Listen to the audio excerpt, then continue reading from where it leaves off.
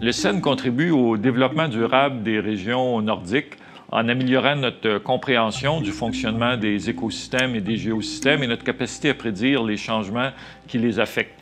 Mon nom est Gilles Gauthier, je suis professeur en écologie animale au département de biologie de l'Université Laval et directeur scientifique du Centre d'études nordiques.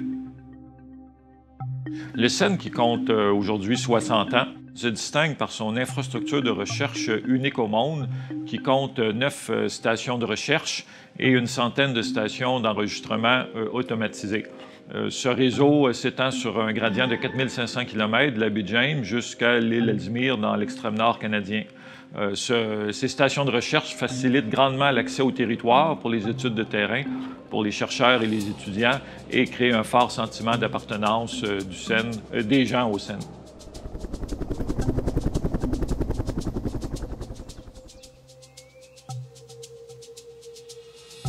Oui, bien nous, on travaille sur plusieurs espèces de poissons qui côtoient les environnements plus nordiques. On travaille beaucoup au Nunavut, au Nunavik, avec des populations inuites, pour lesquelles l'ombre chevalier est une espèce qui est vraiment importante.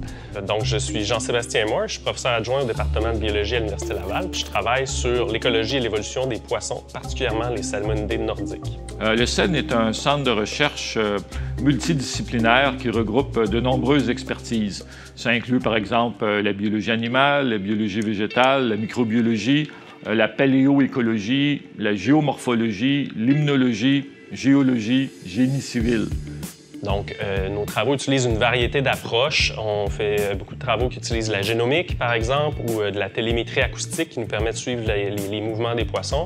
Puis on s'intéresse à informer la gestion. Dans plusieurs des cas, ces poissons-là sont utilisés pour des raisons de subsistance ou même dans des pêches commerciales ou pour la pêche sportive.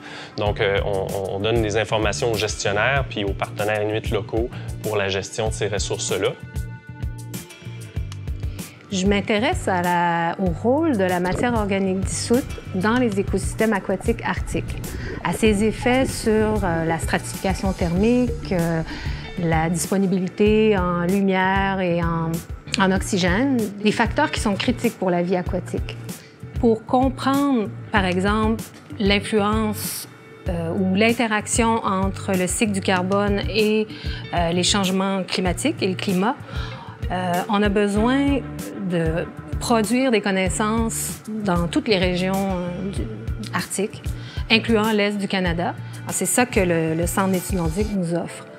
Il nous offre une opportunité d'adresser des questions complexes qui ont une importance à l'échelle de la planète. Je m'appelle Isabelle Lorion, je suis limnologiste et professeure à l'INRS Haute-Terre-Environnement à Québec. Les étudiants sont vraiment au cœur de tout le travail qui se passe au laboratoire. Disons, après l'étape de demande de subvention, c'est les étudiants qui prennent en charge la plupart des projets. Donc, ils vont être impliqués dans la planification des terrains pour obtenir les échantillons. Après ça, le traitement des échantillons au laboratoire. Puis finalement, on fait un gros effort aussi pour impliquer les étudiants au point de vue de retour de connaissances aux communautés locales. Donc, ils vont souvent être impliqués dans des ateliers avec les populations locales, d'écrire des rapports aux populations locales ou de préparer des présentations, etc.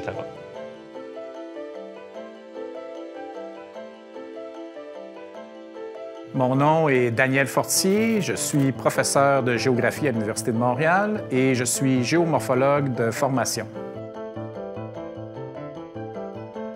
La contribution de la recherche en pergélisol pour les communautés nordiques, elle est d'abord à un niveau fondamental pour comprendre l'écosystème bâti sur le pergélisol. Pour ceux qui ne sont pas familiers, ce sont les sols qui demeurent gelés sur des centaines, milliers, voire dizaines de milliers d'années consécutives. Et également, il y a un côté très appliqué, très pratique, qui est d'appliquer notre recherche aux infrastructures, que ce soit dans les villages, les infrastructures de transport également, pour limiter la dégradation du pergélisol et la dégradation des infrastructures.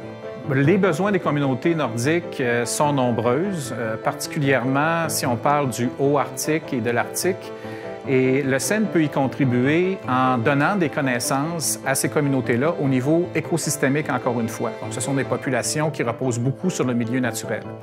et également le Centre d'études nordiques pour les aspects de vie moderne, c'est-à-dire à l'intérieur des villages et avec les infrastructures. Nous pouvons contribuer à donner des infrastructures qui sont plus viables et plus stables à long terme.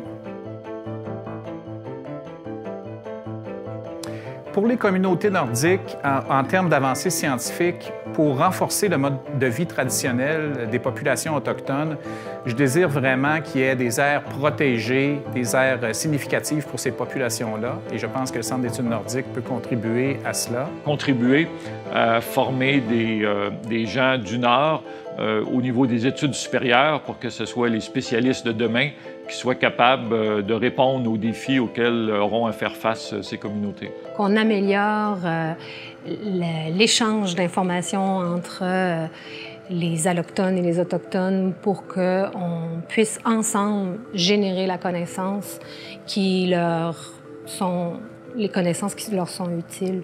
Un grand besoin pour les communautés nordiques, c'est de les aider à développer des stratégies d'adaptation face aux changements majeurs qui touchent leur environnement en réponse au changement climatique.